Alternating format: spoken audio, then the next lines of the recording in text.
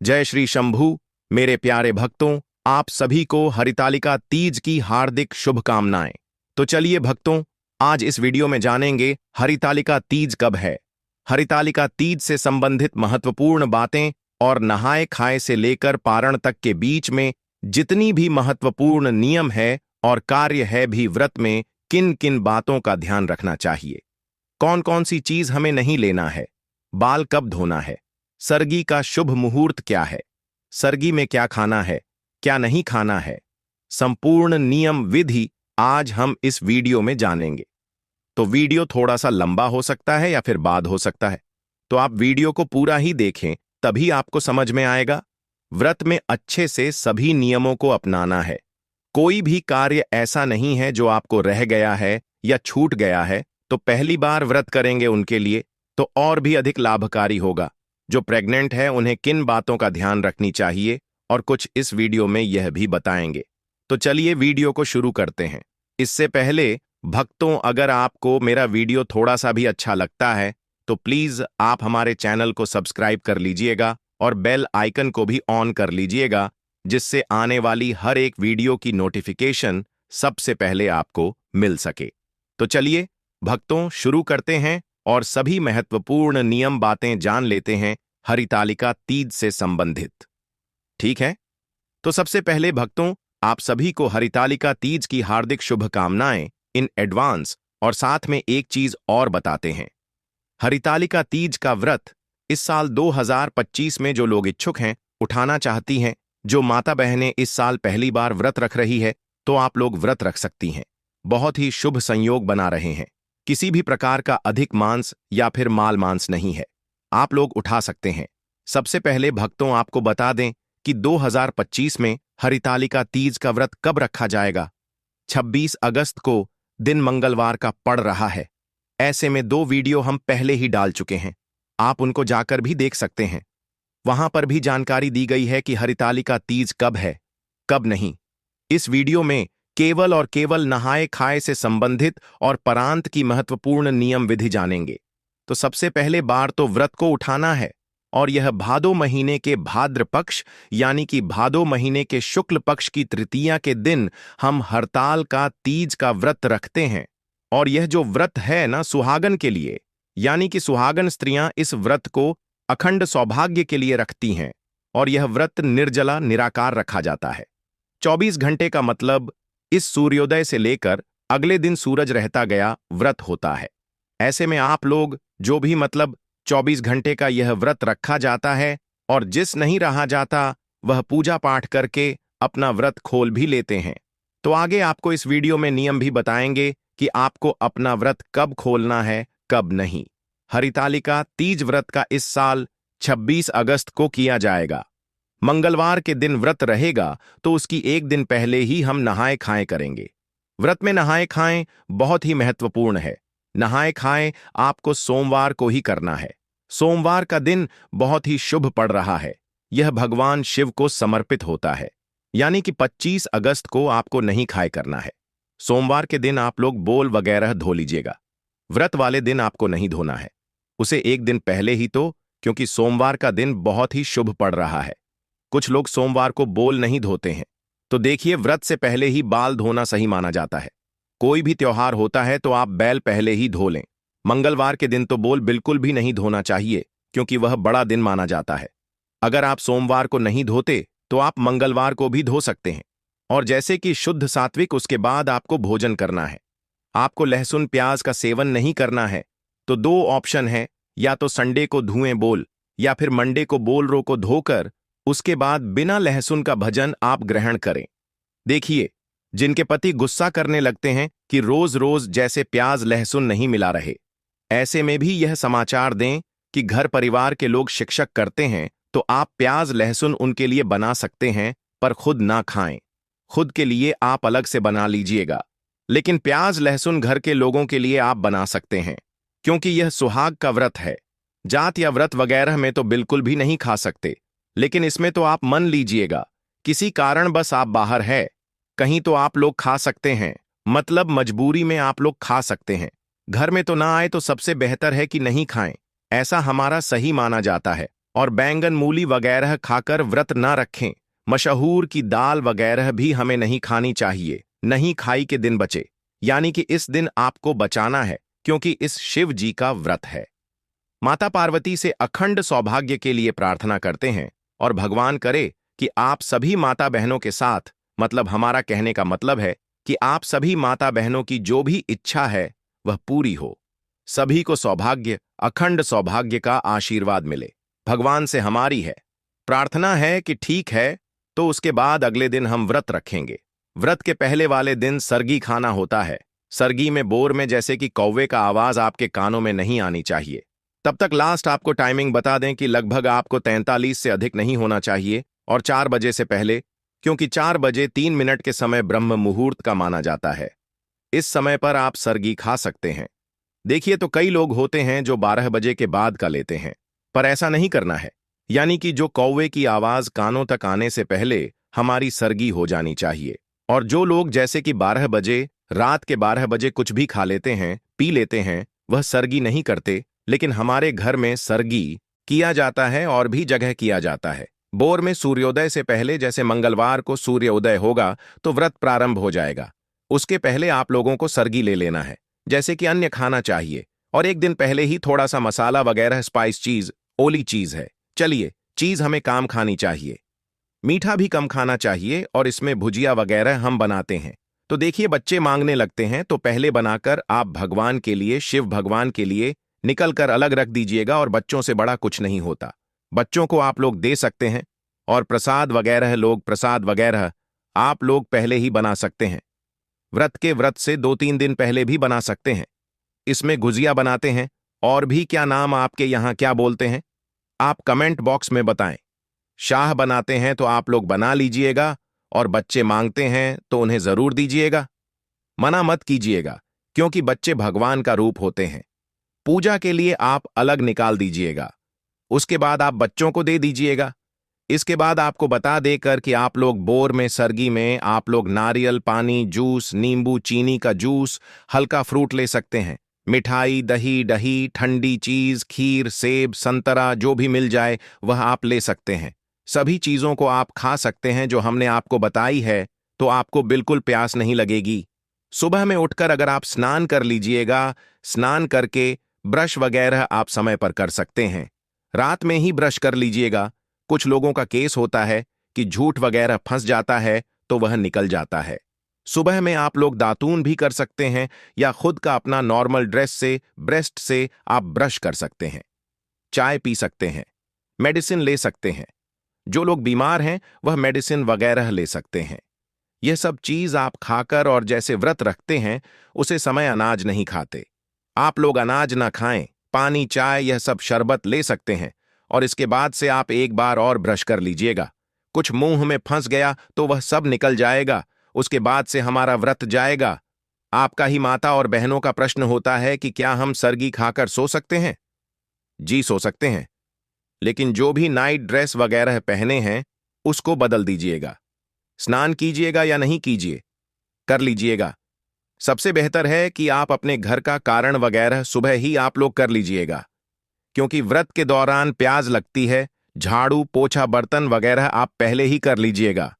अपना छोटे बच्चे हैं तो प्याज तो लगती है, तो सुबह ही करके स्नान ध्यान करके फिर सरगी करके सो जाएगा।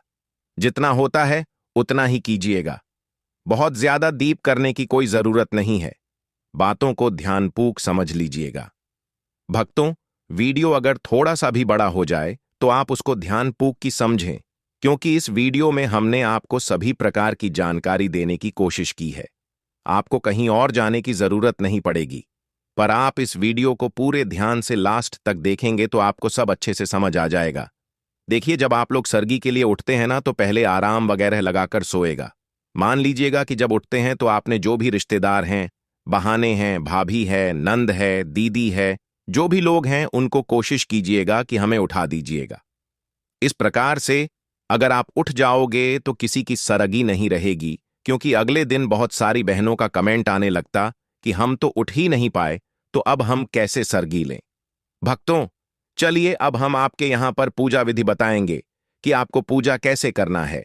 तो जो भी माता बहनें हैं, पहले तो उनको अच्छी तरीके से नहा लेना है, स्वच्छ वस्त्र पहन लेना है, स्नान कर लेना है और उसके बाद 16 श्रृंगार कर लेना है। 16 श्रृंगार आपको कैसे करना है? जो भी आपके पास सिंगर वगैरह की चीज है, नई चीज है, आप उनको पहन सकती हैं। अगर आपकी शादी की चीज है तो आप उनको भी पहन लीजिएगा। घर में पूजा करने के दौरान आपके पास जो भी गोल्ड की ज्वेलरी है पहन सकती है। मंदिर वगैरह भक्तों बिल्कुल मत जाइएगा। गोल्ड की ज्वेलरी पहनकर मंदिर वगैरह में बहुत ही ज्यादा चोरी चकती होती है, तो आपको डर लगा रहता है। तो आप ऐसा ना करें, घर में आप पहन सकती हैं और विधि विधान से यहां पर हम आपको पूजा बताएंगे। पूजा विधि के अब जो भी सामग्री आप उसको एकत्रित कर लें। तीज व्रत के लिए वह सब चीज चढ़कर हम यहां पर भगवान की पूजा करेंगे और पैरों में महावर वगैरह आपको पहले ही लगा लेना है। हाथों में मेहंदी भी एक दिन पहले ही लगा लेना है। ऐसा तो मेहंदी छूटने लगती है, पर आपको पहले ही अच्छी वाली मेहंदी लगा लेना है, क्योंकि कोई भी शुभ कार्य करने से पहले मेहंदी मनवार अवश्य ही लगाया जाता है और यह तो अखंड सौभाग्यवती का व्रत है, तो इसमें मेहंदी को आप पहले ही लगा लीजिएगा। सिंदूर सिंधोरा से आप लोग सिंदूर वगैरह भर लीजिएगा। लाल पीली चुनरी हो तो आप शादी वाली ओढ़नी भी इस दिन आप पहन सकते हैं। अगर नहीं है तो कुछ लाल या पीला दुपट्टा या साड़ी ओढ़कर आप लोग पूजा कर सकते हैं। मंदिर है आसपास तो जरूर जाइए। व्रत वाले दिन यह सभी कार्य करने से पूजा पाठ करके आपका पति है वह तो ब्राह्मण कर लीजिएगा और पति के अच्छी तरीके से पैरों लीजिएगा। अब जैसा कि कई माताएं बहनों का प्रश्न होता है कि प्रेग्नेंट महिलाएं कैसे व्रत रखती हैं, जो प्रेग्नेंट हैं, गर्भवती है, उनके लिए क्या करना चाहिए, तो अति उत्तम नहीं रहेगा, क्योंकि प्रेगनेंसी में इस व्रत को रखना कठिन माना जाता है। तो आप लोग फलाहार व्रत कीजिएगा। नियम तो नहीं, पर फलाहार करने का आप लोग कर सकती हैं। कुछ क्रिटिकल बच्चे हैं, मतलब डॉक्टर कुछ मना करेंगे कि आप लोग व्रत ना रखें, पर फलाहार करके आप जल पीकर पति से करवा सकते हैं।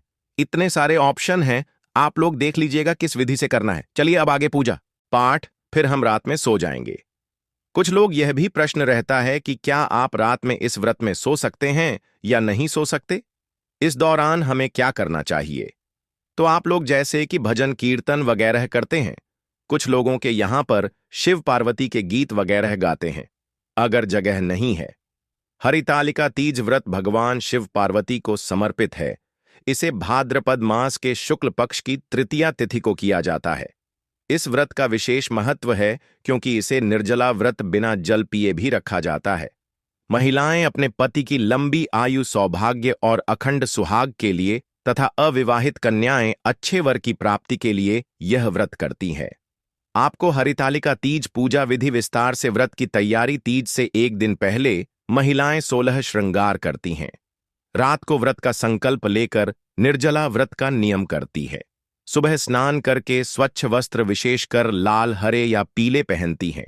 पूजन स्थल की तैयारी। पूजा के लिए स्वच्छ स्थान चुनें।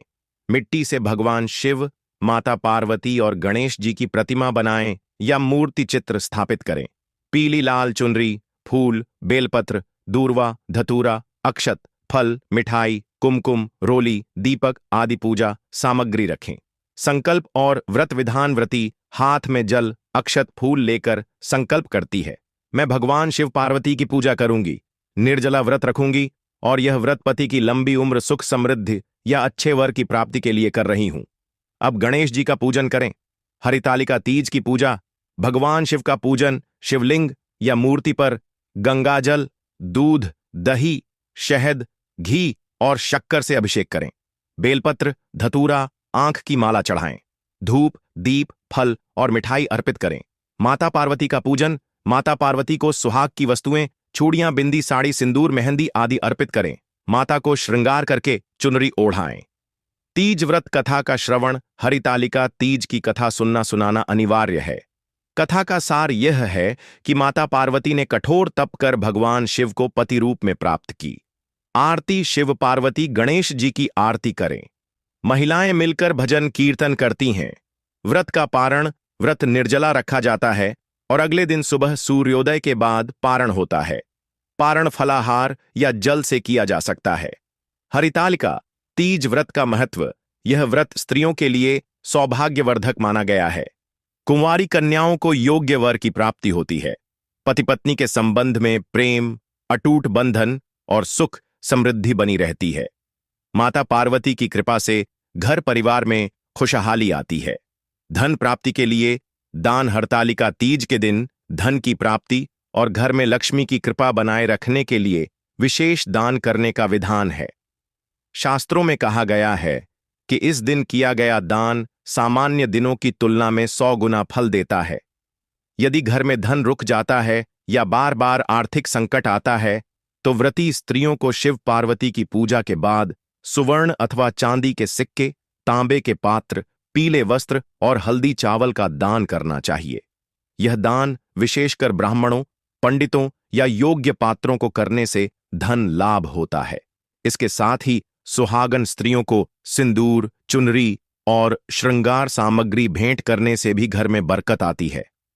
हरतालिका तीज पर पीला रंग बेहद शुभ माना गया है, क्योंकि यह विष्णु और लक्ष्मी का प्रिय रंग है। इसलिए यदि इस दिन कोई स्त्री किसी ब्राह्मण या कन्या को पीला वस्त्र, पीली मिठाई या चने की दाल दान करती है तो माता लक्ष्मी की विशेष कृपा प्राप्त होती है। मान्यता है कि इस दिन दिया गया धन और वस्त्र भविष्य में कई गुना होकर लौटते हैं। साथ ही इस दिन मंदिर में दीप दान करने और शिव पार्वती के सम्मुख धूप दीप अर्पित करने से घर में धन की स्थिरता आती है और दरिद्रता का अंत होता है, जिनकी कृपा से हर स्त्री को संतान सुख और अखंड सौभाग्य का आशीर्वाद मिलता है।